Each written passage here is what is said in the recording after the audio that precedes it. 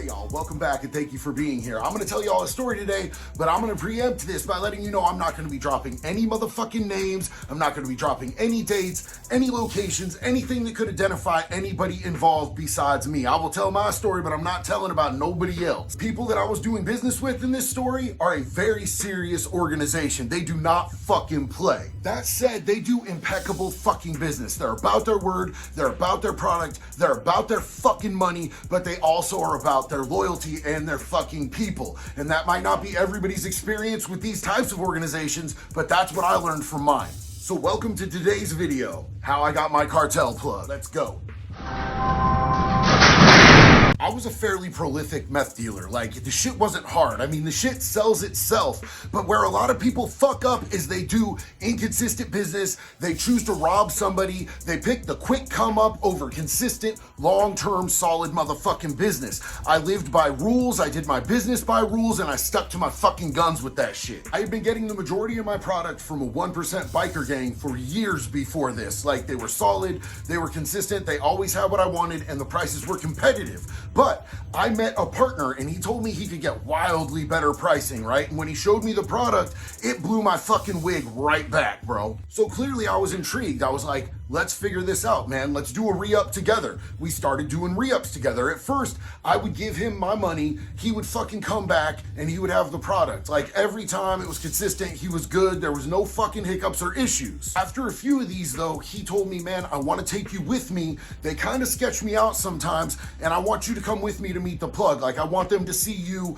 I want to gain a little bit of fucking credibility with these dudes. I want them to know that I got a big motherfucking dude on my side. And I was like, bet. So we had to drive about an hour and a half to meet these dudes at a strip club in a different town from where I lived, right? And it was during the day on like a fucking bum-ass Tuesday, you know what I'm saying? So we got there was almost nobody in this club. There was like one really janky-ass fucking dancer up on the stage, and there was like maybe one dude throwing a couple crusty dollar bills, but it was fucking dead. My partner checked in with the bartender real quick, came back, and we sat for about 2.5 fucking hours at this fucking club waiting for the dude to come through. Now, mind you, I had asked this dude several times if he had told them that he was bringing someone with him, and he always said, oh, yeah, bro, it's super chill, don't even trip. This dude got there and asked, who the fuck is this with you, man? Why'd you bring someone? And I'm like, Jesus fucking Christ, right? Next thing I know, there are 2 other dudes standing around us, and I can tell that these dudes visibly have pistols underneath their fucking shirts. I didn't really have any reason to think this was gonna be that type of party, so mine was in the trunk of the fucking car in the parking lot, which made me wildly fucking uncomfortable all of a sudden. Like, this was not what I signed up for. But after a few minutes of dude vouching for me and telling them that I'm straight and it's all good, he's known me for fucking years and years and years, which he hadn't, he calmed down and everything was good and we went in the back office. We handed him the money, he handed us a fucking Louis Vuitton purse, and we walked out of the club carrying a Louis Vuitton purse, which was weird as fuck. Like, I didn't understand why 2 dudes should be walking around with a purse, but my partner explained to me, yo, this is how we always do it, and that way we can say, if we get pulled over, that, yo, there was a chick in here, that purse isn't ours, clearly we're dudes. Like, it gives you some sort of a fucking excuse, but a flimsy one, and it wouldn't hold up in fucking court, so it made me wildly uncomfortable. I don't want to walk around with a purse full of dope, bro. From then on, he took me every time that he went. Me and the cartel dude were really straight with each other. We saw eye to eye, and I kind of got the feeling that he thought my partner was a fucking lame, and that he'd rather be doing business with me, but like, I don't step on toes. Like, I don't burn motherfuckers.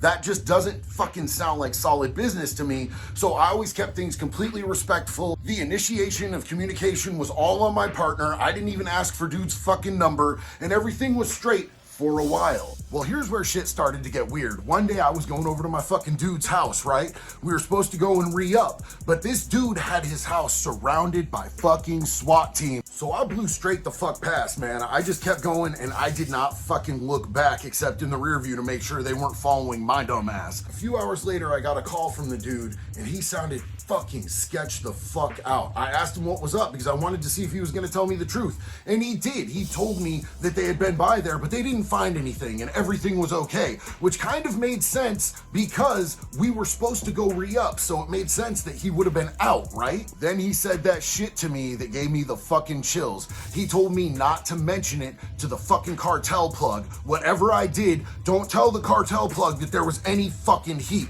which is an absolute fucking no-no, bro. Like, if you get hemmed up and you're trying to hide that from your fucking plug, that points to one fucking major reason why you would be doing that shady ass shit.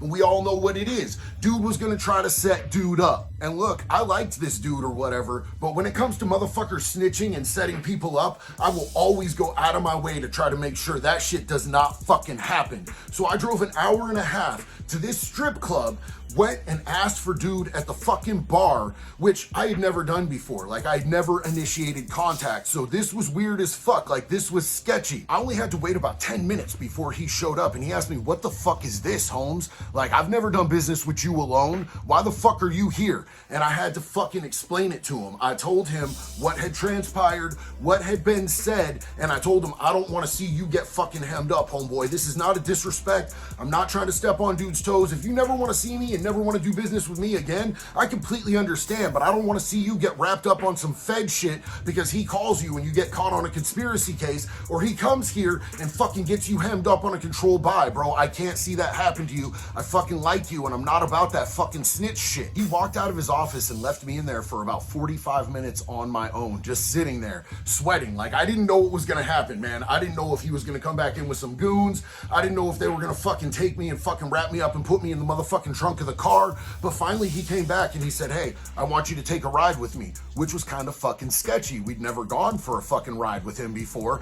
I didn't know what his intentions were. I'm not gonna lie. At this point, I am fucking shook. Right? Like, this dude has goons. I don't have goons. I didn't bring a fucking pistol. I probably should have, but I didn't want it to be taken as an act of fucking war or a threat against him. So I go out to his fucking car. He's got a nice ass fucking car. I'm not gonna name the name and model of the fucking car because I don't even want to fucking go that close to identifying this dude, but he drove me to this fucking auto body shop. He takes me in the back to this office and there's a fucking oil drum there. He cracks this oil drum open and it is all full of fucking big, crazy fucking good shard, like clear glass shards. He takes a fucking scooper, dumps a fucking scooper into a fucking bag and hands it to me. And he says, I don't do business with him no more, homie. I do business with you. But here's the condition.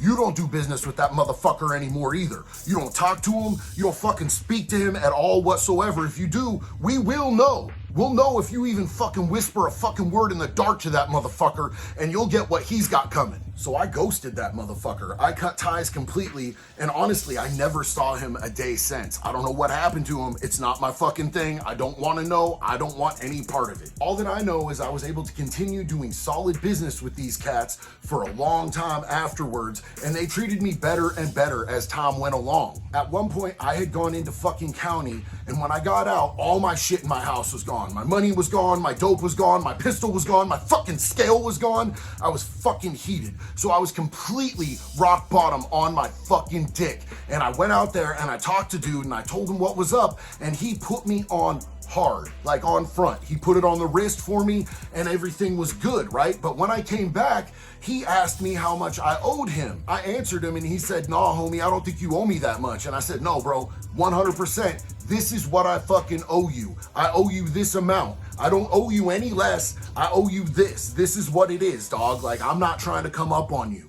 Trust and believe these dudes are serious as a heart attack about their motherfucking money, bro. He knew the exact dollar amount that I fucking owed him. He was just testing me to see if I would pull an old junkie stunt or some basehead shit on him, and I didn't, man. I stayed solid, and I fucking let him know that I was always gonna come straight from the hip to him, and that gained me even more fucking trust and loyalty from these cats, man. Eventually, some legal consequences caught up with me, and I ended up going to inpatient treatment to try to swerve getting thrown in prison for a long time, and it worked. It helped out. Like, I got a suspended sentence. But that's the only reason that I stopped doing business with these cats. They were rock solid for me. I never had any fucking problems with them. They never put me in any fucked up positions. They never tried to muscle me. They never tried to fucking bully me. The only thing they ever did was test my loyalty. They gave me some tests and I fucking passed, man.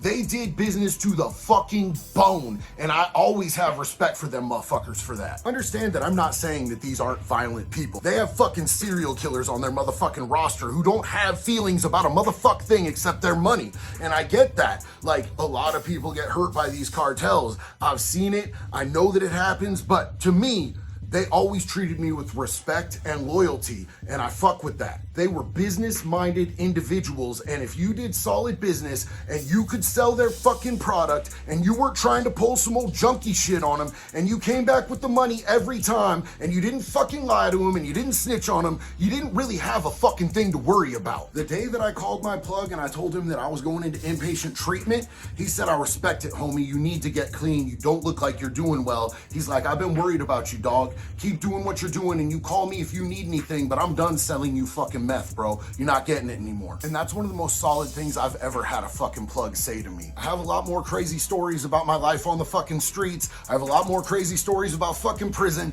That shit's all coming up, so please stay tuned. I appreciate every single one of you guys, man. Mad respect. One love. You sold me out. Did I let you down? My only interest in this conflict, it ain't complex. I just wanna see your bitch ass